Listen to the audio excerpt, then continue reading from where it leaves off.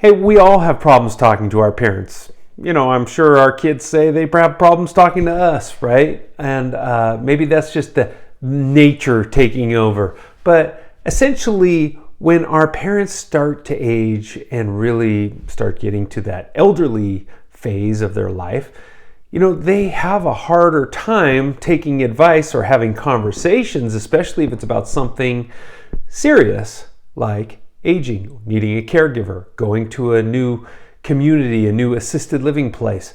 So let's analyze today why that's happening. A big part of the communication breakdown comes down to that we as adult children have different goals than our elderly parents have. So let's think about these goals, right? On one side, you have the adult child who's mostly concerned about the safety of their parent.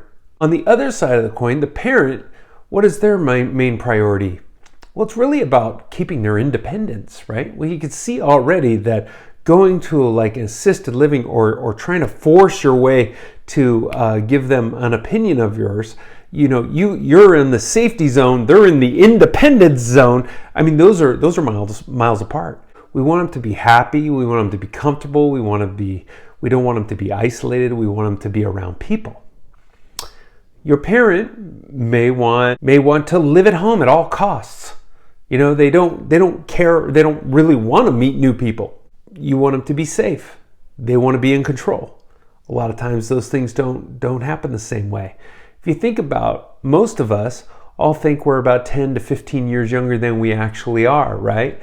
Well, we might be able to get away with that when we're in our 40s and 50s, but when we're in our 80s and 90s and we think we're in our 70s, that really can be a dangerous thought. So both sides have a little play and a little bit of wiggle room to kind of come back to the center. But it's still important to include them in the conversation and encourage them.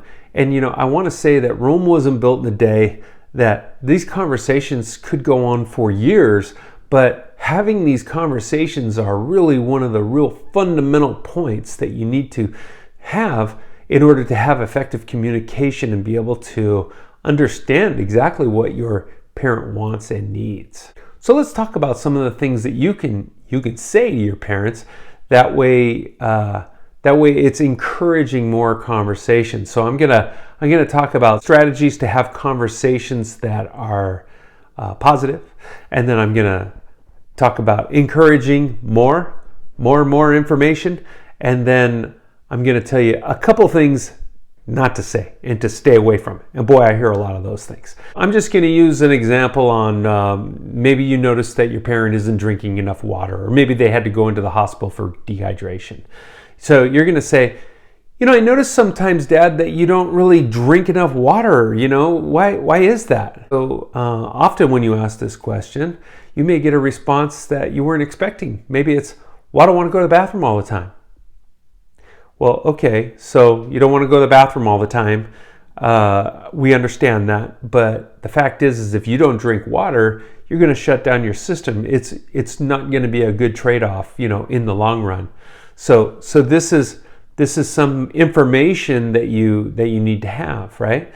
So it's really open-ended questions that we're looking for. So, hey, I've noticed something, right? And maybe you can tell me about it.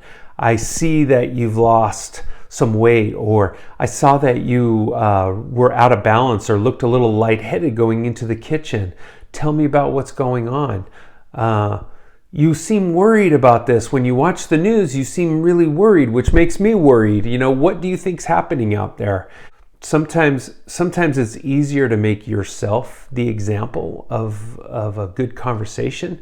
So maybe you're going to say something like, I've been thinking about when I retire and the things that I might need to set myself up for success. Like, do you think I should have a 2-story house? Like maybe they have a 2-story house, So, to having those conversations, it's all about this open discussion.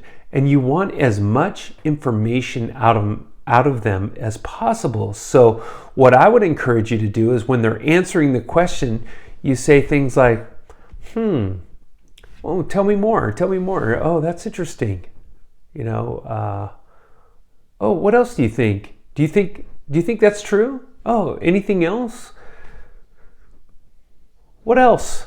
So you're just going to continually pull and pull and pull. It might seem a little unnatural at first, but people love talking. People want to talk to you. Your parents want to talk to you. They want you to learn from all the wisdom that they have, and they have a lot of wisdom. And then lastly, I want you to really think about the responses that you typically have. If your parent didn't take medication, or if your parent maybe they forgot to put on their socks and shoes. I don't know. Like there's things that you could say. It's like, why did you do that? I really need you to go to the doctor and get checked out. You shouldn't drive anymore. The doctor said if you don't take your medicine, that you're going to end up going into the hospital. So things like this, they happen very natural, especially in families where you're comfortable, and you've got to be a little careful about the way you're saying these things. So again, if you talk in a more positive communication strategy, then you're going to get a lot more information. And the more information you get, the more you could take in and kind of build your case to accomplish whatever it is that you're really trying to accomplish, and keeping them safe, maybe keeping them independent and safe, at home, right? But with the help of a caregiver. Maybe it's helping them be independent in an assisted living community, which they can still drive at, they can still communicate with family from, they can still do all the things that they do now.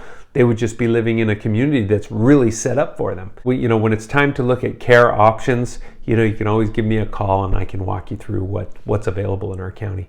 All right, so take care. I know this is a hard conversation, but it is so important. Probably one of the most important things. If you look at the 80-20 rule, this is 20% of your actions create 80% of your results. Well, I got to believe that this is at least 10% of that 20% right in this communication strategy. So good luck, and if you have any questions, give me a call.